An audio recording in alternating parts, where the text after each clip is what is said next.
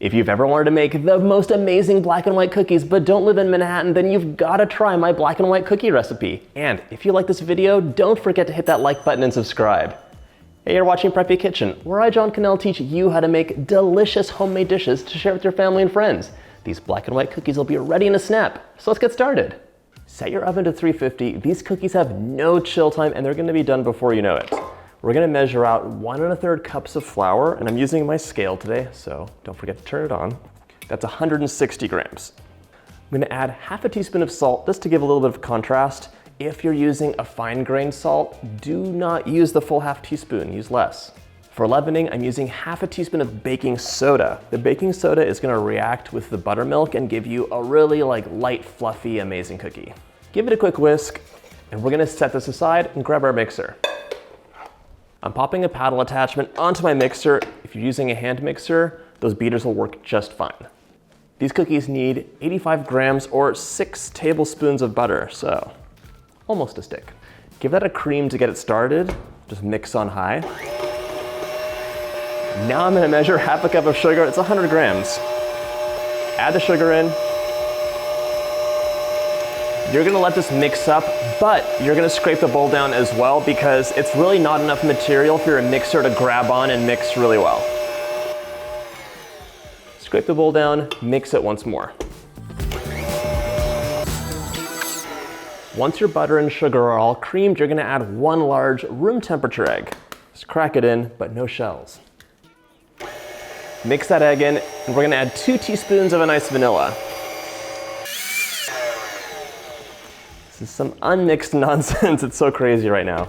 So here, you're gonna scrape the bowl down. Just help your mixer a little bit. It needs a helping hand.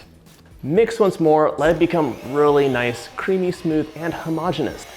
That looks good, it really mixed well. Now, the last thing we need to do is measure out 1/3 cup of buttermilk. Just like with a delicious vanilla cake, we're gonna add the dry mixture and the buttermilk in alternating batches. You could split it into about 3. It's not an exact science. Don't worry if you don't have it exactly in 3 batches. Add about a cup or a little bit less. We're gonna mix on low. The main thing you wanna remember is not to overmix this batter. That is very important. Little drizzle of buttermilk, a little bit more flour, and repeat. And just for old time's sake, we're gonna mix the bowl down one more time. So in scraping the bowl down, I really just finished mixing it. It was that close. Depending on how big you want your cookies, you're gonna get 7 or 8 from this recipe. They're big cookies though. You can use just under a 1/4 cup of batter for each cookie. This is a 1/4 cup scoop, so I'm gonna underfill it by a little bit. And we're gonna plop it right onto the baking sheet, just like that. Give them ample room to spread because they will be spreading and puffing out just like beautiful cakes. They don't all have to be the same size, by the way. You have some that are slightly smaller and some that are a bit bigger. Black and white cookies should be pretty round, so if you see some kind of egg-shaped blobs of batter, just go ahead and corral them together into more of a circular shape. And they'll spread out evenly. I kind of missed the mark on these because I spread them out very oddly. You should be able to fit 6 onto here, but this one's gonna have 4. So let's bake this in 2 batches, which we would have had to do anyways. We're gonna bake these cookies 350 for 13, 14, maybe even 15 minutes. You wanna see that the centers are springy to the touch, but they are not becoming too brown. These are delicious, moist, melt in your mouth cookies. While our batter bakes, we're gonna make a really easy but delicious black and white glaze. These cookies are hilarious because they're so enticing. You're like, oh my gosh, that's a striking cookie. But then you usually have them from a deli and they're stale. You're like, when was this cookie made? Is this not appealing? These that you're gonna make are the best. Cakey, amazing, addictive, perfectly sweet cookie you can imagine. I'm so excited. Anyways, to this 2 cups of confectioner sugar, I'm adding about 2 tablespoons of water. This glaze needs a little bit of shine and a little bit of structure, so I'm gonna add a tablespoon of light corn syrup as well. Half a teaspoon of vanilla. Right now I'm adding 2 teaspoons of lemon juice. It's one of those classic flavors in a black and white cookie, but you can omit it if you want. Living dangerously and not using a sieve. Oh, the seed went in. You live by the sword, you die by the sword. We'll find it later. It's okay. It's okay. We're gonna mix this up. It should be a thick, flooding consistency. I'll show you what that looks like. It's gonna look like garbage at first though, so don't worry. Like, what is this nonsense? Looking less like garbage. And the thing is, the sugar will absorb a lot of the liquid, but it's happening slowly. So give it a chance, mix it up. Oh, my cookies. Run to the cookies. These have to sit for a few minutes and then we're gonna invert them because the bottom is actually the top of the cookie. Did you know that? After a short detour, I did give this icing a chance. I'm adding another drizzle of water in, just a little bit, like a teaspoon or less.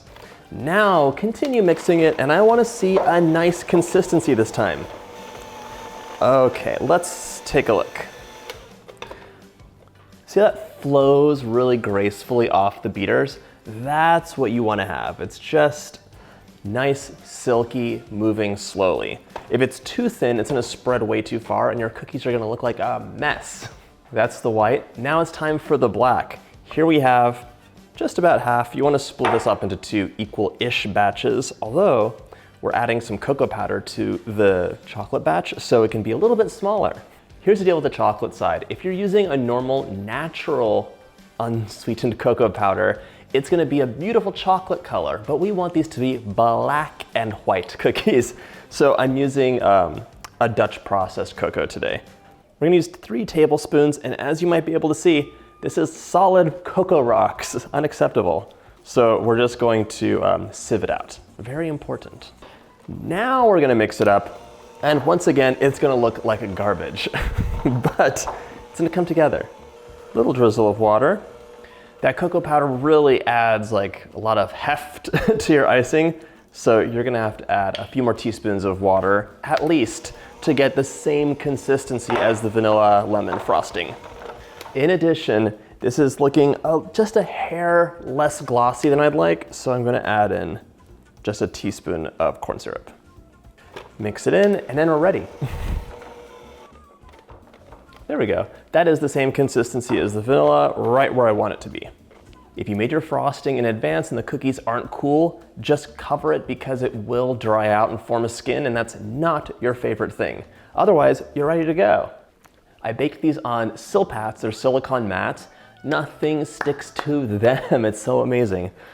Flip the cookie over and set it down.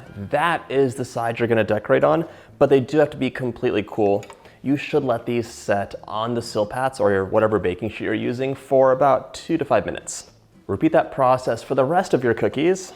And now we're ready to decorate. Right before I use the frosting, I'm gonna use my spatula and just press air bubbles out. Onto your cooled cookies, you're gonna add half vanilla frosting, so just smear it on. Don't be precious about it. Using a small offset spatula to remove the excess and push it down so it looks like it's, mostly half and half. Clean the spatula off and then cut down the middle like this. And you're gonna draw some frosting over. And you have a perfect line now. You can swipe off any excess frosting. A few drips are totally fine, by the way. It doesn't have to have a totally clean edge. And repeat that process for the rest of the cookies with the vanilla frosting. Technically, you should wait for these to be totally set, but I don't want to wait, so I'm gonna just do this right now. Slather the chocolate on just like you did for the vanilla. You're gonna push it all the way up to that line, remove the excess, and place it down to set. Just repeat that process for the remaining cookies. They're ready to go. These cookies are for sharing, but you're gonna find it difficult. If you like this video, check out my cookie playlist. That is some cakey cookie perfection. I'll see you in the next video.